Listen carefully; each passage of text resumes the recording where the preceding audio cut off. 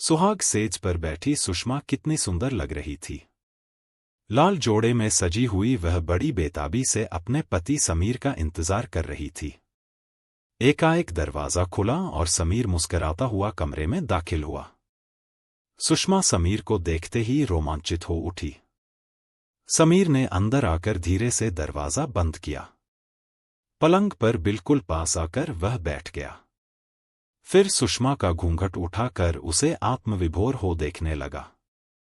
सुषमा उसे इस तरह गौर से देखने पर बोली, क्या देख रहे हो? तुम्हें, जो आज के पहले मेरी नहीं थी। पता है सुसु, पहली बार मैंने जब तुम्हें देखा था तभी मुझे लगा कि तुम ही मेरे जीवन की पतवार हो और अगर तुम मुझे नहीं मिलती तो शायद मेरा जीवन अधूरा ही रहता। फिर समीर ने अपने दोनों हाथ फैला दिए और सुषमा पता नहीं कब उसके आगोश में समा गई। उस रात सुषमा के जीवन के पतझड़ का अंत हो गया था। शायद 40 साल के कठिन संघर्ष का अंत हुआ था। सुषमा और समीर दोनों खुश थे, बहुत खुश। एक दूसरे को पाकर उन्हें दुनिया की तमाम खुशियां नसीब हो गई थी। प्यार और खुशी में दिन कितनी जल्दी बीत जाते हैं पता ही नहीं चलता। देखते ही देखते 1 साल बीत गया और आज सुषमा की शादी की पहली सालगिरह थी।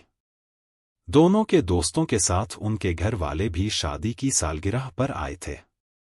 घर में अच्छी खासी रौनक थी। घरांगन बिजली की रोशनी से ऐसा सजा था जैसे घर में शादी हो। सुषमा के घर वालों ने जब यह साजो सिंगार देखा तो उनका मुंह खुला का खुला रह गया और छोटी बहन जया अपनी माँ से बोली, माँ, दीदी को इतना सब कुछ करने की क्या जरूरत थी?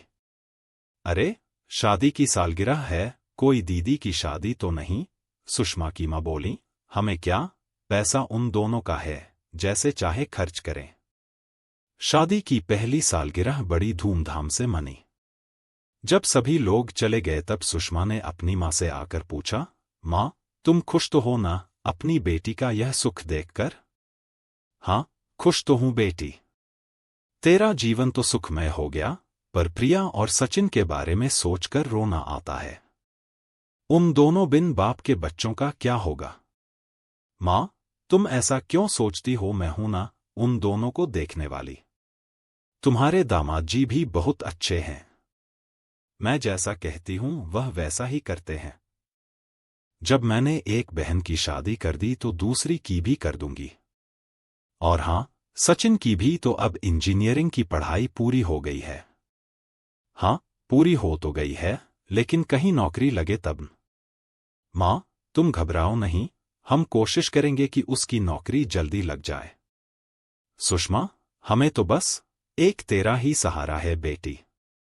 जब तू हमें छोड़कर चली आई तो हम अपने को अनाथ समझने लगे हैं। अभी सुषमा और माँ बातें कर ही रहे थे कि समीर आ गया। वह हंसते हुए बोला, क्यों सुसु, आज माँ आ गई तो मुझे भूल गई? मैं कब से तुम्हारा खाने पर इंतजार कर रहा हूं।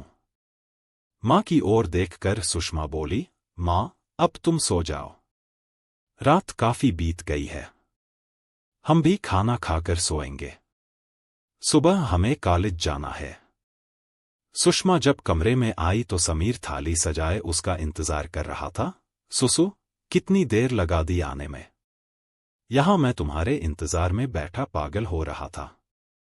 थोड़ी देर तुम और नहीं आती तो मेरा तो दम ही निकल जाता। समीर, आज के दिन ऐसी अशुभ बातें तो न कहो। ठीक है, अब हम शुभ शुभ ही बातें करेंगे। पहले तुम आओ तो मेरे पास। समीर, हमारी शादी को 1 साल बीत गया है लेकिन तुम्हारा प्यार थोड़ा भी कम नहीं हुआ, बल्कि पहले से और बढ़ गया है। फिर तुम मेरे इस बढ़े हुए प्यार का आज के दिन कुछ तो इनाम दोगी। बिल्कुल नहीं, अब आप सो जाइए। सुबह मुझे कॉलेज जल्दी जाना है। सुसु, अभी मैं सोने के मूड में नहीं हूं। अभी तो पूरी रात बाकी है, वह मुस्कुराता हुआ बोला। सुबह सुषमा जल्दी तैयार हो गई और कॉलेज जाते समय माँ से बोली, माँ, मैं दोपहर में आऊंगी, तब तुम जाना। नहीं, सुषमा, मैं भी अभी निकलूंगी। पर तुझसे एक बात कहनी थी। हाँ माँ, बोलो। प्रिया का एमए में दाखिला करवाना है। अगर 5,000 रुपए दे देती तो बेटी उसका दाखिला हो जाता। ठीक है माँ, मैं किसी से पैसे भिजवा दूंगी।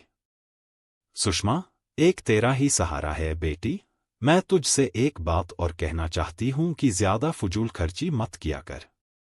माँ, तुम्हें तो पता है कि मैंने बचपन से लेकर 1 साल पहले तक कितना संघर्ष किया है। जब पिताजी का साया हमारे सिर से उठ गया था तब से ही मैंने घर चलाने, खुद पढ़ने और भाई बहनों को पढ़ाने के लिए क्या क्या नहीं किया। अब क्या मैं अपनी खुशी के लिए इतना भी नहीं कर सकती? मैं ऐसा तो नहीं कह रही हूं। फिर भी पैसे बचा कर चल। हमें भी तो देखने वाला कोई नहीं है। आज सुबह ही जया का फोन आया कि दीदी, आज मंटू का जन्मदिन है। तुम और जीजाजी जरूर आना। हाँ, आऊंगी। और हाँ दीदी, एक बात तुमसे कहनी थी। तुमने अपनी फेंगरड़ की शादी में जो साड़ी पहनी थी वह बहुत सुंदर लग रही थी। दीदी, मेरे लिए भी एक वैसी ही साड़ी लेती आना प्लीज। ठीक है, बाजार जाऊंगी तो देखूंगी। दीदी, बुरा न मानो तो एक बात कहूं? हाँ, बोलो। तुम अपनी वाली साड़ी ही मुझे दे दो जया, वह तुम्हारे जीजाजी की पसंद की साड़ी है। तो क्या हुआ? अब तुम्हारी उम्र तो वैसी चमकदमक वाली साड़ी पहनने की नहीं है। जया, मेरी उम्र को क्या हुआ है? मैं तुमसे 5 साल ही तो बड़ी हूं। यह सुनते ही जया ने गुस्से में फोन रख दिया और सुषमा फोन का रिसीवर हाथ में लिए सोचने लगी थी। दुनिया कितनी स्वार्थी है। सब अपने बारे में ही सोचते हैं, चाहे वह मेरी अपनी मां, भाई बहन ही क्यों न हो। मैंने सभी के लिए कितना कुछ किया है और आज भी जिसे जो जरूरत होती है पूरी कर रही हूं। फिर भी किसी को मेरी खुशी सुहाती नहीं। जब मैंने शादी का फैसला किया था तब भी घर वालों ने कितना विरोध किया था। कोई नहीं चाहता था कि मैं अपना घर बसाऊं। वह तो बस समीर थे जिन्होंने मुझे अपने प्यार में इतना बांध लिया कि मैं उनके बगैर रहने की सोच भी नहीं सकती थी। सुषमा की आंखों में आंसू झिलमिलाने लगे थे। समीर पीछे से आकर बोले, जाने मन, इतनी देर से आखिर किससे बातें हो रही थी? जया का फोन था। समीर, आज उसके बेटे का जन्मदिन है। तो ठीक है, शाम को चलेंगे दावत खाने, और हाँ, तुम वह नीली वाली साड़ी शाम को पार्टी में पहनना। उस दिन जब तुमने वह साड़ी पहनी थी तो बहुत सुंदर लग रही थी, बिल्कुल फिल्म की हीरोइन की तरह। समीर, लेकिन वह साड़ी तो जया मांग रही है। क्या? हाँ, वैसे मैंने उससे कहा है कि वह आपकी पसंद की साड़ी है। तुम पार्टी में जाने के लिए कोई दूसरी साड़ी पहन लेना और वह साड़ी उसे दे देना, आखिर वह तुम्हारी बहन है। समीर, तुम कितने अच्छे हो। हाँ, वह तो मैं हूं, लेकिन इतना भी अच्छा नहीं कि नाश्ते के बगैर कॉलेज जाने की सोचूं। सुषमा और समीर एक दूसरे को पाकर बेहद खुश थे। दोनों के विचार एक थे, भावनाएं एक थीं। एक दिन सुषमा का भाई सचिन आया और बोला, दीदी, मुझे कुछ रुपए चाहिए। किस लिए? शहर से बाहर 1-2 जगह नौकरी के लिए साक्षात्कार देने जाना है। कितने रुपए लगेंगे? 10,000 रुपए दे दो। इतने रुपए का क्या करोगे सचिन? दीदी, इंटरव्यू देने के लिए अच्छे कपड़े, जूते भी तो चाहिए। मेरे पास अच्छे कपड़े नहीं हैं। सचिन, अभी मैं इतने रुपए तुम्हें नहीं दे सकती। तुम्हारे जीजाजी की बहुत इच्छा है कि हम शिमला जाएं। शादी के बाद हम कहीं गए नहीं थे। दीदी, तुम्हारी शादी हो गई वही बहुत है। अब इस उम्र में घूमना, टहलना ये सब बेकार के चोचले हैं। मुझे पैसे की जरूरत है, वह तो तुम दे नहीं सकती और यह फालतू का खर्च करने को तैयार हो। सचिन, क्या हम अपनी खुशी के लिए कुछ नहीं कर सकते?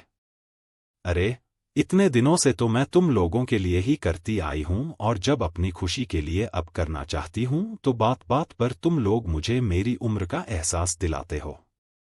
सचिन, प्यार की कोई उम्र नहीं होती। वह तो हर उम्र में हो सकता है। जब मैं खुश हूं, समीर खुश हैं, तो तुम लोग क्यों दुखी हो?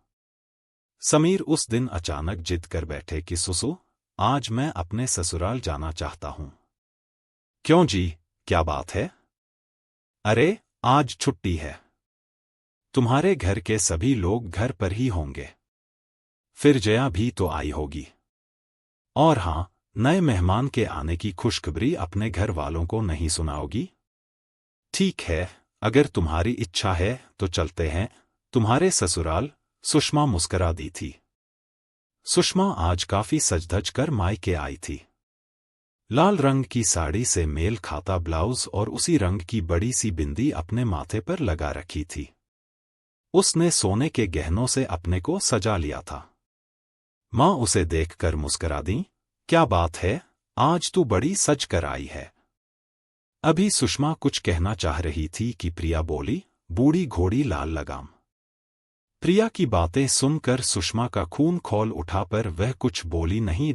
माँ ने आदर के साथ बेटी को बिठाया और दामाद जी से हाल समाचार पूछे।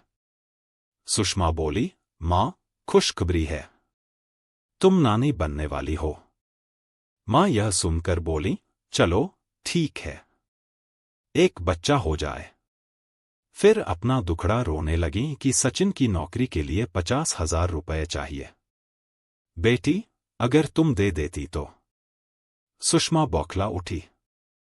माँ की बात बीच में काटकर बोली, माँ, अब और नहीं, अब बहुत हो गया। मुझे जितना करना था कर दिया। अब सब बड़े हो गए हैं और वे अपनी जिम्मेदारी खुद उठा सकते हैं।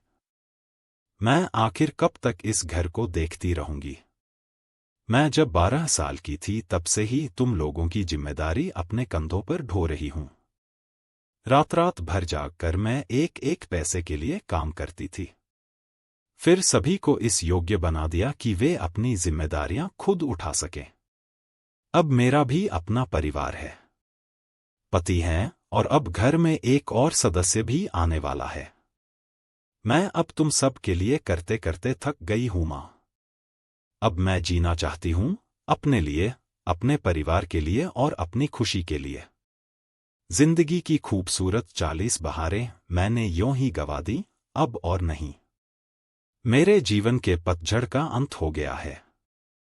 अब मैं खुश हूं, बहुत खुश।